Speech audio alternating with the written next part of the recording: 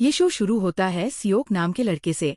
वह एक ऊंची इमारत पर राइफल लेकर खड़ा होता है। दूर से वह एक आदमी को अपने क्रश के साथ ब्लाइंड डेट पर देखता है। वह लड़की को पसंद करता है, लेकिन अपनी फीलिंग्स बताने से डरता है। तभी सियोक अपनी राइफल से उसके दिल पर निशाना लगाकर गोली चलाता है। दर्शक हैरान होते हैं, लेकिन आदमी को कुछ नहीं होता, क्योंकि यह एक लव बुलेट है। फिर सियोक लड़की पर भी गोली चलाता है। अचानक दोनों को हिम्मत आ जाती है और वे एक दूसरे से प्यार कबूल कर लेते हैं और सबके सामने गले मिलते हैं। लोग उनका ये बर्ताव देखकर कंफ्यूज हो जाते हैं। अपना मिशन पूरा करके सियोक घर लौटता है। हमें पता चलता है कि वह एक लव एंजल है, जिसने 500 साल पहले अपने पंख खो दिए थे। अब वह इंसानों की तरह अपने 3 दोस्तों के साथ रहता है, जो भी उसी जैसे हैं। उनमें से एक शापित है और वह कुत्ता बन गया है। सियोक परेशान है क्योंकि उसके दोस्त आलसी है और कोई भी घर साफ नहीं करना चाहता। हालत ये हो गई है कि जो दोस्त कुत्ता बन गया है, वह फर्श पर पेशाब तक कर देता है। वे आपस में लड़ने लगते हैं। हर कोई जिम्मेदारी से बचना चाहता है। आखिरकार सियोक हार मानकर खुद ही घर साफ करता है। पता चलता है कि सियोक उनका नौकर बनकर रहता है, क्योंकि उसे अतीत की घटना का गिल्ट है। फ्लैशबैक में हमें 500 साल पहले का दृश्य दिखाया जाता है, जब उनका मिशन एक नौकर और एक राजकुमारी को प्यार के तीर मारकर जोड़ना था, ताकि उनकी खूबसूरत प्रेम कहानी बने। लेकिन सियोक खुद उस नौकरानी से प्यार करने लगा और उसे बचाने के चक्कर में मिशन फेल हो गया। नतीजा ये हुआ कि उन सभी पर अभिशाप लगा। उनके पंख गायब हो गए और वे साधारण इंसान बनकर रह गए। अब उन्हें लगता है कि अभिशाप तोड़ने का एक ही तरीका है। जो लोग अपने प्यार का इजहार नहीं कर पाते, उन्हें प्यार के तीर मारते रहना, तब तक कि जब तक वे अपने असली रूप में नहीं आ जाते। वापस वर्तमान में सियोक अपने दोस्तों के लिए खाना बनाता है और उनकी सेवा करता है। वह कुत्ते बने दोस्त को टहलाने भी ले जाता है। सच में दर्शकों, ये दिल तोड़ देने वाला है। प्यार आपको बर्बाद कर सकता है, और बेचारा सियोक आज भी खुद को दोषी मानता है। यही सच्चे प्रेमी की किस्मत होती है।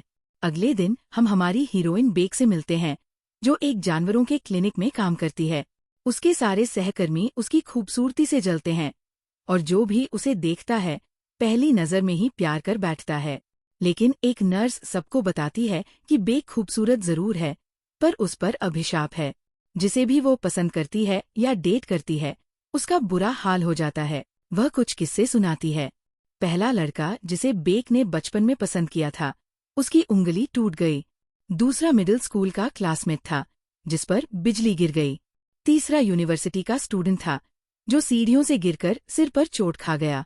और चौथा, खाते खाते उसका गला घुटने लगा। भगवान का शुक्र है कि वह बच गया। तब से बेक किसी से प्यार करने या रिश्ता बनाने से डरती है। बेक को 3 साल पहले की याद आती है, जब उसने एक फॉर्चून टेलर से पूछा था कि ये अभिशाप कैसे टूटेगा। फॉर्चून टेलर ने बताया कि ये श्राप उसे 500 साल पहले के उसके पिछले जन्म के कर्मों की वजह से लगा है। इसे तोड़ने के लिए उसे एक पहाड़ पर 1000 बार चढ़ना होगा। आखिरी बार में अभिशाप टूटेगा और उसे अपनी नियति वाला प्यार मिलेगा। वापस वर्तमान में हमारी हीरोइन पहाड़ पर 995वीं बार चढ़ाई कर रही है। जब वो नीचे उतर रही होती है, तो पहली बार हीरो सियोक के पास से गुजरती है। वह उसे देखते ही पहली नज़र में ही प्यार कर बैठती है, क्योंकि वह बेहद हैंडसम है। वह उसे जानना चाहती है, लेकिन डरती है कि उसके श्राप की वजह से उसे चोट लग जाएगी। इसलिए वह खुद को रोककर वहां से चली जाती है। इसके बाद हीरो सियोक पहाड़ पर चढ़ता है और 500 साल पुरानी यादों में खो जाता है, जब उसके पंख थे और वह एक लव एंजल था। उस रात हीरोइन अपने दोस्त के साथ शेयर की गई अपार्टमेंट में लौटती है। वह उसे बताती है, मैं बहुत खुश हूँ, सिर्फ 5 और चढ़ाई बाकी है, फिर ये श्राप टूट जाएगा। और तब उसकी आंखों में चमक आ जाती है, तब मैं अपने सच्चे प्यार से मिल पाऊंगी। अगले दिन हीरो सियोक अपने दोस्तों को एक बहुत ही फैंसी रेस्टोरेंट में ले जाता है, जहां सिर्फ अमीर और मशहूर लोग ही जा सकते हैं। पता चलता है कि रेस्टोरेंट का मालिक उनका राज जानता है। वह खुद उन्हें सर्व करता है, उनका बिल भी नहीं लेता, और जो कुछ भी चाहिए देता है। फ्लैशबैक में दिखाया जाता है कि उसके दादा, जो कि असल मालिक थे, उनको भी उनकी असली पहचान का पता था। मरने से पहले दादा ने उसे वादा करवाया था कि वो हीरो और उसके दोस्तों का ख्याल रखेगा, क्योंकि वे जानते थे ये कोई आम इंसान नहीं, बल्कि प्यार के फरिश्ते हैं। पूरा परिवार अपनी दौलत इन फरिश्तों की वजह से ही मानता है। ये मदद करना उनके खानदान का फर्ज बन चुका है, परदादा से दादा को, और अब उस तक पहुंचा है। पहले तो रेस्टोरेंट का मालिक कहानी पर यकीन नहीं करता था, लेकिन जब उसने खुद हीरो से मिलकर सच्चाई जाननी चाहिए, हीरो ने उसकी मदद की और उसे उसकी जिंदगी के प्यार से जुड़वा दिया। उस दिन से वह अपने दादा के वादे को पूरा कर रहा है, चुपके से उन फरिश्तों का ख्याल रखता है जिन्होंने कभी उसके पूरे खानदान का भाग्य बदल दिया था।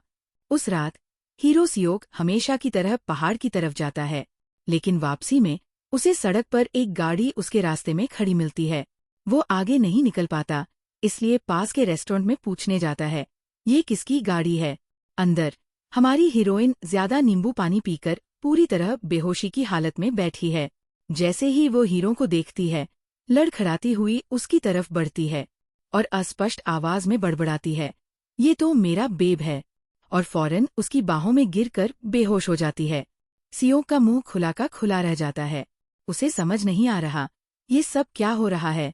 रेस्टोरेंट की मालकिन तुरंत मौके का फायदा उठाती है और हीरो पर आरोप लगाती है, अगर ये तुम्हें बेब बुला रही है तो मतलब ये तुम दोनों की साजिश है। या तो बिल भरो या फिर मैं पुलिस को बुला लेती हूँ। विवश होकर हीरो उसका बिल भर देता है और बेहोश हीरोइन को अपनी गाड़ी में उठा लेता है, लेकिन उसे पता नहीं कि वो कहाँ रहती है, इसलिए वह सोचता है, चलो इसे पुलिस स्टेशन छोड़ आता हूँ, जब होश में आएगी तो खुद घर चली जाएगी। उसी रात पुलिस को पहाड़ में 2 लड़कियों की लाशें दबी हुई मिलती है। पता चलता है कि वे 30 साल से गायब थी। ओ नहीं दर्शकों, अब कहानी गर्मा रही है। हमें लगा ये एक प्यार की कहानी है, लेकिन अचानक ये मिस्ट्री बन गई है। अगले दिन हीरो सियों को पुलिस का फोन आता है। जिस लाश की पहचान हुई है वो उसी लड़की की है जिसे वो 500 साल से ढूंढ रहा था, उसकी एकमात्र सच्ची प्रेमिका। हीरो टूट जाता है। वह तुरंत पुलिस स्टेशन पहुंचता है, जहां उन्होंने उसे उसका स्कार्फ दिखाया। उस स्कार्फ को देखते ही उसे आखिरी दिन की याद आ जाती है। वही स्कार्फ पहने उस रात उसने उससे प्यार का इजहार किया था और पहाड़ पर मिलने को कहा था। वह सारी रात इंतजार करता रहा, पर वो कभी नहीं आई। जब वो उसके घर पहुंचा तो पूरा परिवार रो रहा था, वो गायब हो चुकी थी। उसी पल उसे एहसास हो गया था कि कुछ बहुत बुरा हुआ है। वर्तमान में वह पुलिस के साथ उस जगह पहुंचता है जहां उसकी लाश मिली थी। वह दुख से टूटकर गिर पड़ता है, ये जानकर कि उसकी लाश इन सभी सालों में पहाड़ पर उसके बिल्कुल पास ही दफन थी और उसे कभी पता ही नहीं चला। इस बीच हीरोइन पुलिस स्टेशन में बिना याददाश्त के होश में आती है कि कल रात आखिर हुआ क्या था। वह पहाड़ वाले रेस्टोरेंट में वापस जाती है ताकि पता लगा सके कि क्या हुआ था। रेस्टोरेंट की मालकिन उसे बताती है, तुम्हारा बॉयफ्रेंड यहाँ आया था, तुम्हें उठाकर ले गया और फिर तब से हमने तुम्हें नहीं देखा। हीरोइन उलझन में पड़ जाती है और उसके चेहरे को याद करने की कोशिश करती है, लेकिन वह बिल्कुल याद नहीं कर पाती। तभी उसकी नज़र एक अकेली बैठी लड़की पर पड़ती है और वह उसके पास बैठ जाती है। वह लड़की एक नर्स निकलती है और अपने खुद के श्राप की कहानी सुनाने लगती है। वे बातें करते रहे और देखते ही देखते एक दूसरे से काफी घुल मिल गए। वे रेस्टोरेंट से साथ साथ निकले। उसी रात हमेशा की तरह सियोक पहाड़ से नीचे उतरा। आसमान से धीरे धीरे बर्फ गिर रही थी।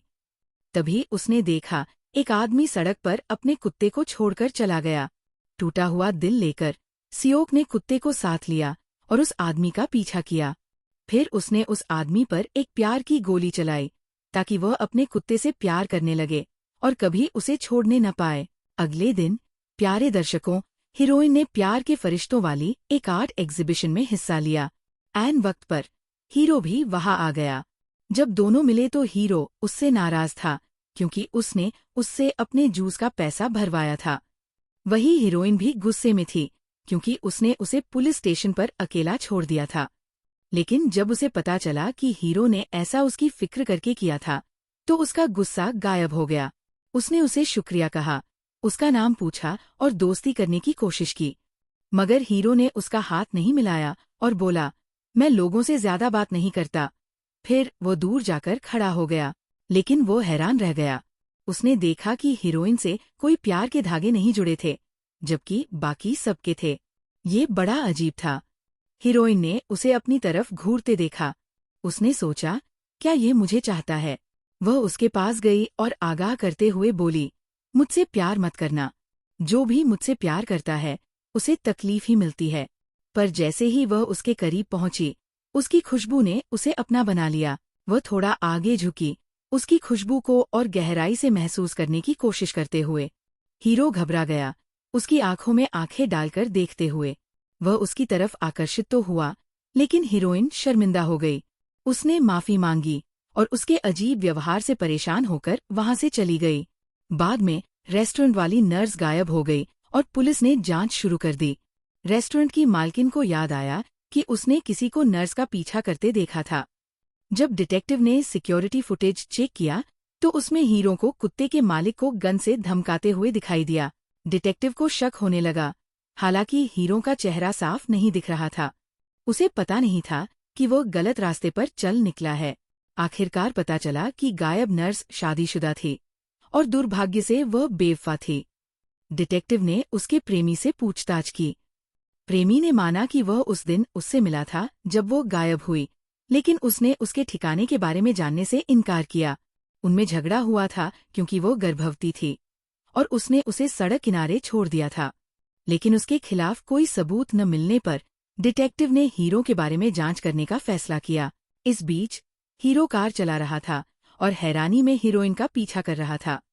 वह इकलौती इंसान थी जिससे कोई प्यार का धागा नहीं जुड़ा था। तभी अचानक हीरोइन को क्लिनिक से कॉल आया।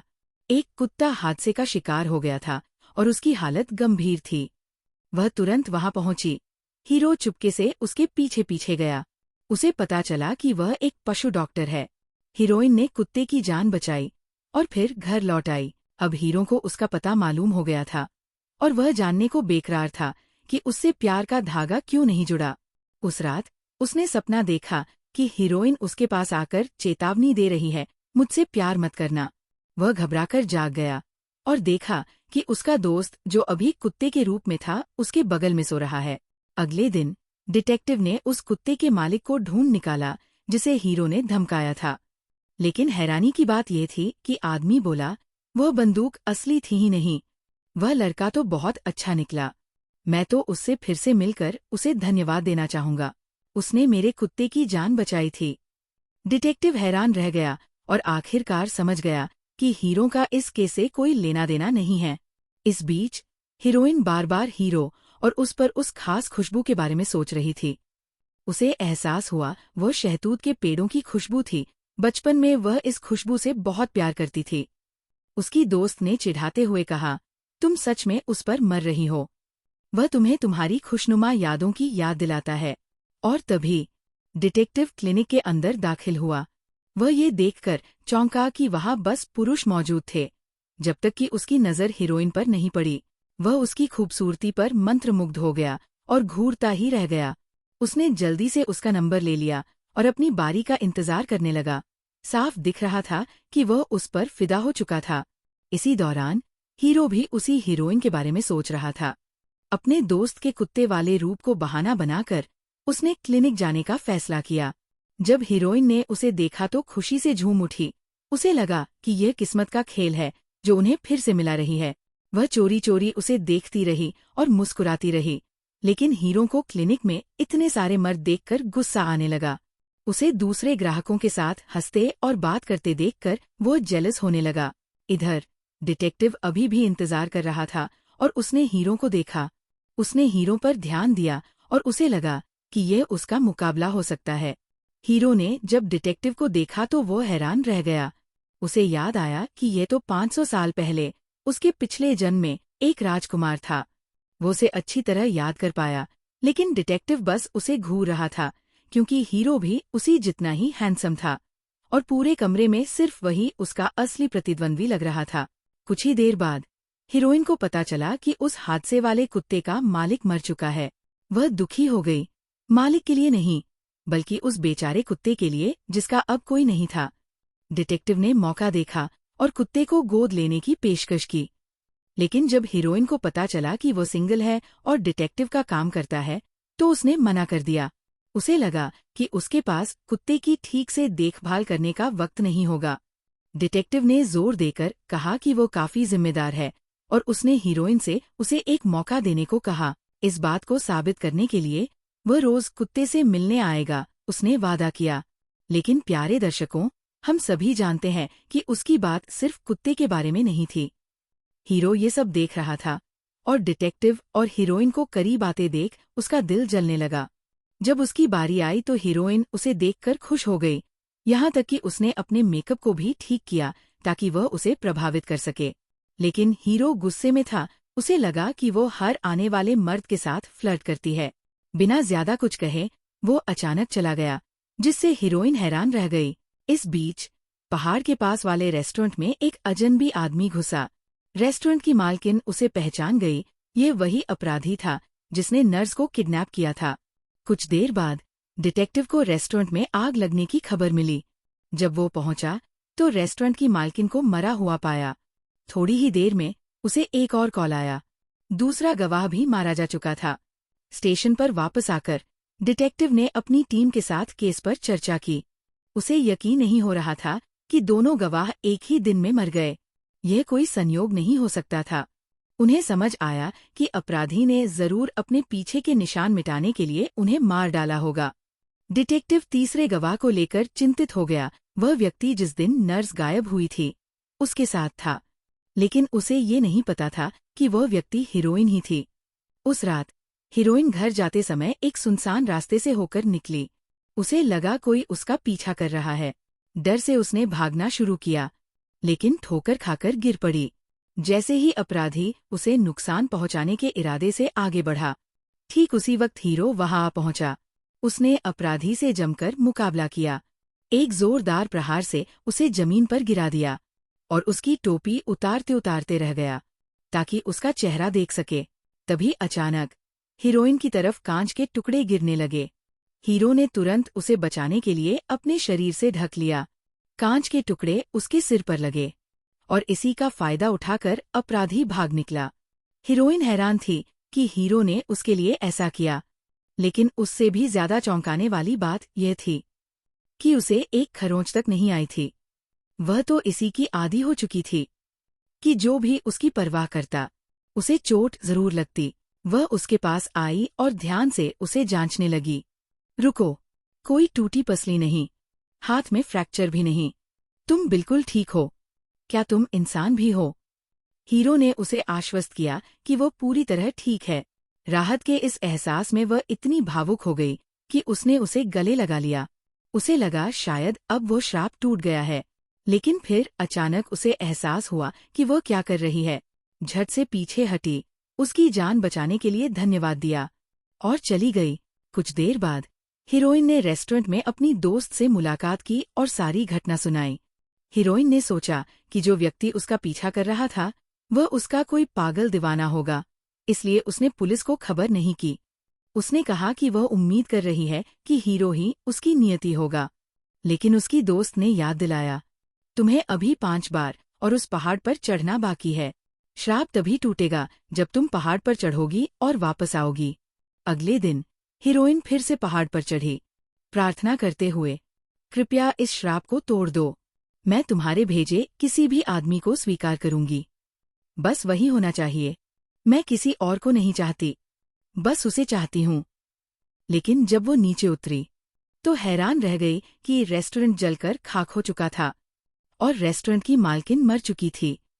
पुलिस आग का कारण जांच रही थी। बाद में हीरोइन क्लिनिक लौटी और हीरो को फोन कर बहाने से बुलाया। उसने कहा कि वह अपने कुत्ते को मुफ्त जांच के लिए ले आए, लेकिन हीरो अभी भी नाराज था। उसने ठंडे स्वभाव में बात की और फोन काट दिया, जिससे हीरोइन को शर्मिंदगी महसूस हुई। उसे एहसास हुआ कि शायद वह जबरदस्ती कर रही थी। थोड़ी हिचकिचाहट के बाद हीरो अपने दोस्त को, जो अभी भी कुत्ते के रूप में था, लेकर क्लिनिक जाने का फैसला किया। ठीक उसी वक्त डिटेक्टिव भी अपने नए अपनाए गए कुत्ते को देखने पहुंचा। हीरो को डिटेक्टिव को अपने से पहले अंदर जाते देख गुस्सा आया, खासकर जब उसने उन्हें फिर से साथ मजाक करते देखा। इससे उसे जलन होने लगी। जब उसकी बारी आई तो हीरोइन ने बताया कि उसके कुत्ते को वजन कम करने के लिए ज्यादा व्यायाम की जरूरत है। कुत्ते ने उसकी तरफ मासूमियत भरी नजरों से देखा, जैसे कह रहा हो, तुम्हें क्या लगता है मैं क्या हूँ, मोटा या कुछ और। जैसे ही हीरोइन ने हीरो के चेहरे पर एक खरोंच देखी, उसने तुरंत फर्स्ट एड किट ली और उसका इलाज शुरू कर दिया। उसका कोमल स्पर्श हीरो को घबरा भी रहा था और खुश भी कर रहा था। तभी अचानक हीरोइन ने पूछा, क्या तुम मेरे साथ डिनर पर चलोगे? हीरो ने तुरंत हाँ कर दिया और उसे उसी शानदार रेस्टोरेंट में ले जाने का प्रस्ताव रखा जहां वह अक्सर अपने दोस्तों के साथ जाता था। बाद में उसकी दोस्त ने सलाह दी, तुम्हें खुद डिनर का बिल भरना चाहिए ताकि उसे पता चले कि तुम गंभीर हो और इससे तुम खुद को उस पर ज्यादा मोहित होने से बचा पाओगी। हीरोइन ने हामी भर दी, इस बात से अनजान कि वह सीधे मुसीबत में पड़ने वाली थी। उस शाम जब उसने उसे देखा तो उसके होश उड़ गए। हीरो आज बेहद हैंडसम लग रहा था। ठीक है, उसने आत्मविश्वास से कहा, आज मैं तुम्हें ट्रीट दूंगी। जो मर्जी ऑर्डर करो और आराम से खाओ। हीरो को 2 बार बताने की जरूरत नहीं पड़ी। उसने मेन्यू में जो कुछ भी था सब कुछ ऑर्डर करना शुरू कर दिया, बिल्कुल सब कुछ। हीरोइन की आंखें फैल गई जब उसे खाने के महंगे दामों का एहसास हुआ। उसने मन ही मन सोचा, क्या सच में मुझे अपना मुंह खोलने की जरूरत थी? लेकिन जैसे ही वे साथ खाने लगे, तनाव कम हो गया। डिनर के दौरान हीरो ने उससे उसके आदर्श प्रेमी के बारे में पूछा।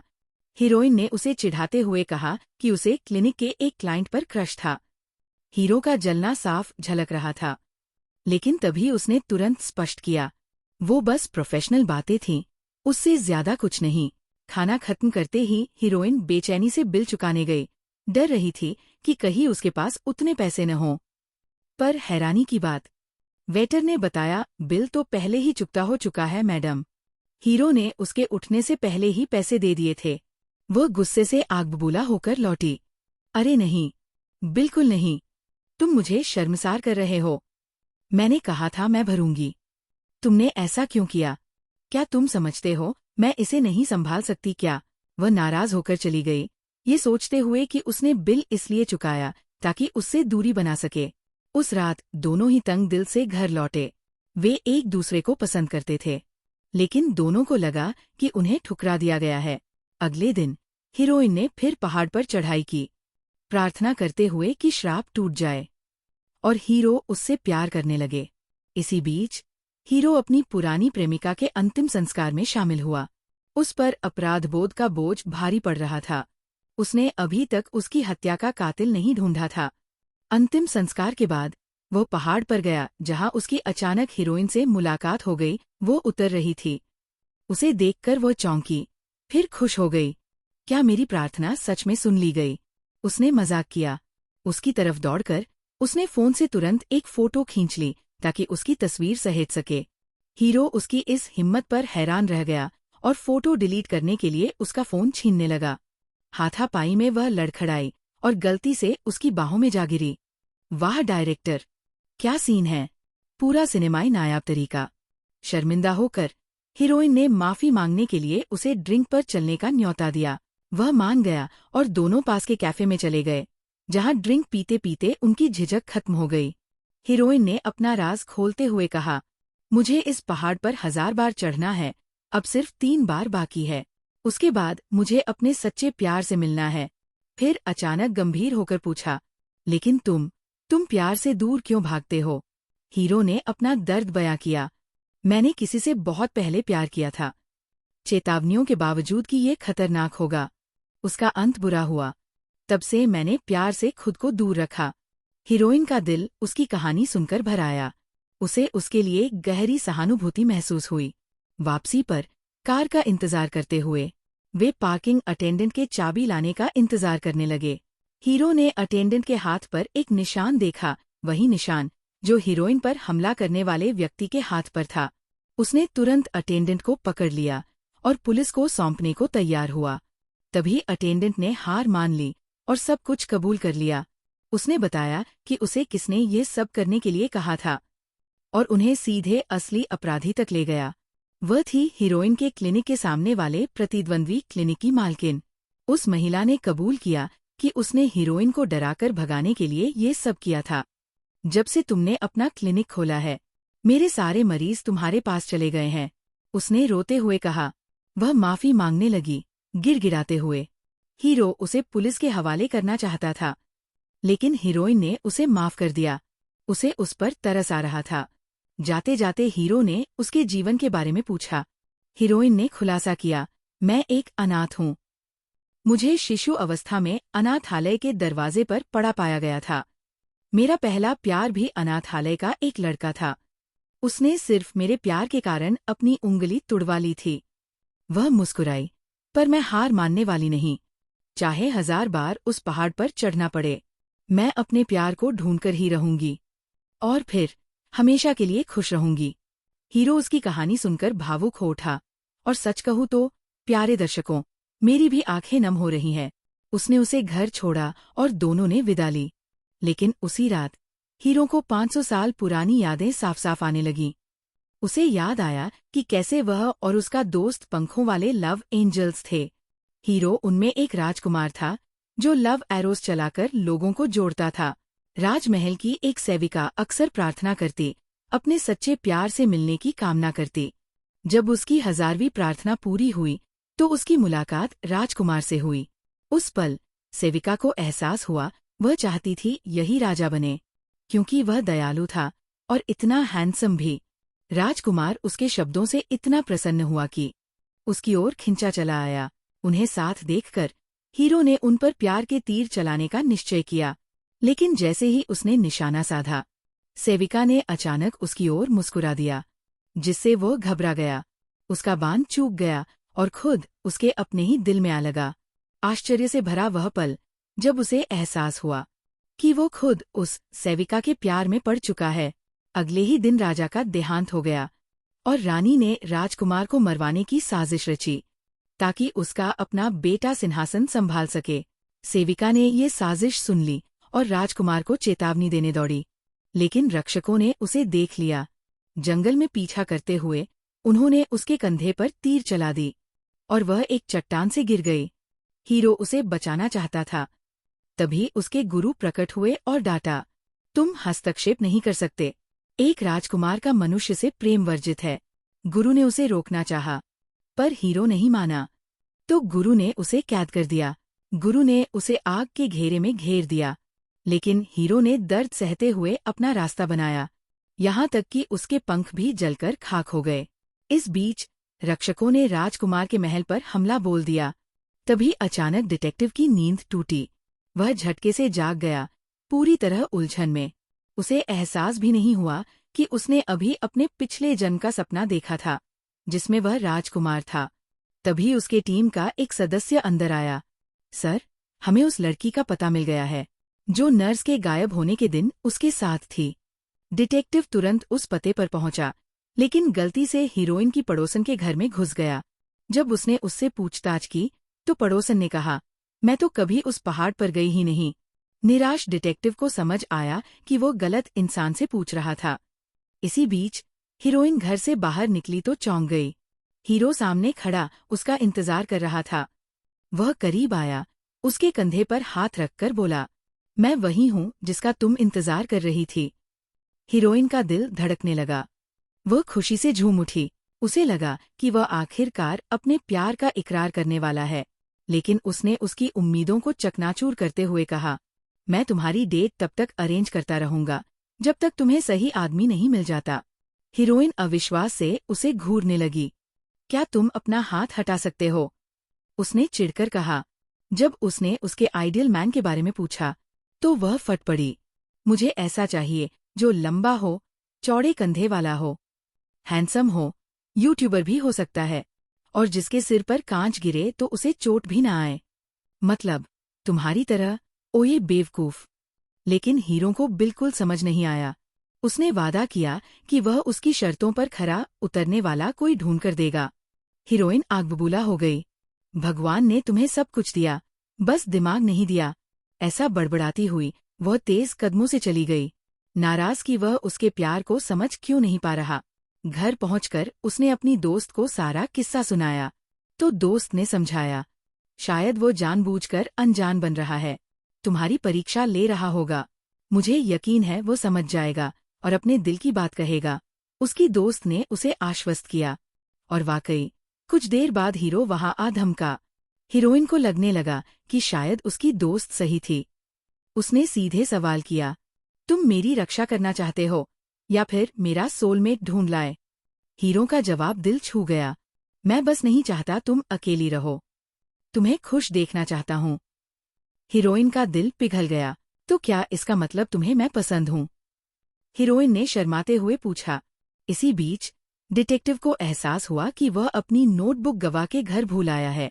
वह उसे लेने लौटा, लेकिन वहां उसकी मुलाकात लड़की की माँ से हुई, जो उससे मिलने आई थी। उसने उनसे नोटबुक लाने को कहा, पर जब उसकी माँ ने अंदर कदम रखा, उसने अपनी बेटी को मृत पाया। प्रिय दर्शकों, मर चुकी थी वो। डिटेक्टिव स्तब्ध रह गया। अब समझ आया कि ये केस उसकी सोच से कहीं बड़ा है। अगले दिन हीरोइन पहाड़ पर चढ़ी, अपने हाथ में हीरो की तस्वीर लिए हुए। उसने पूरे दिल से प्रार्थना की कि श्राप टूटे और हीरो उससे प्यार करने लगे। तभी उसे एक सरप्राइज मिला। हीरो का मैसेज आया, एक सुंदर युवक की फोटो के साथ। और सिर्फ एक नहीं, बल्कि ढेर सारी तस्वीरें। लो, तुम्हारे लिए, जिसे चाहो चुन लो। हीरो ने मजाक किया। हीरोइन ने सबको ठुकरा दिया। तुम टॉम क्रूज को भी भेज दो, मैं फिर भी ना कहूंगी। मुझे तो तुम चाहिए। बाद में जब वो अपने अपार्टमेंट लौटी, तो बाहर एम्बुलेंस और पुलिस गाड़ियां खड़ी देखीं। उसकी दोस्त ने बताया कि उनकी पड़ोसन की मौत हो गई है, लेकिन डिटेक्टिव को ये नेचुरल डेथ नहीं लग रही थी। उसे पूरा यकीन था कि ये एक हत्या थी। इधर हीरो ने टीवी पर ये खबर देखी तो स्तब्ध रह गया। उस केस से जुड़े सभी गवाह एक एक कर मर रहे थे। उसे लगा जैसे ये घटना उसकी पुरानी प्रेमिका की हत्या से मिलती जुलती है, जो ठीक ऐसे ही बर्फ भरे दिन गायब हो गई थी।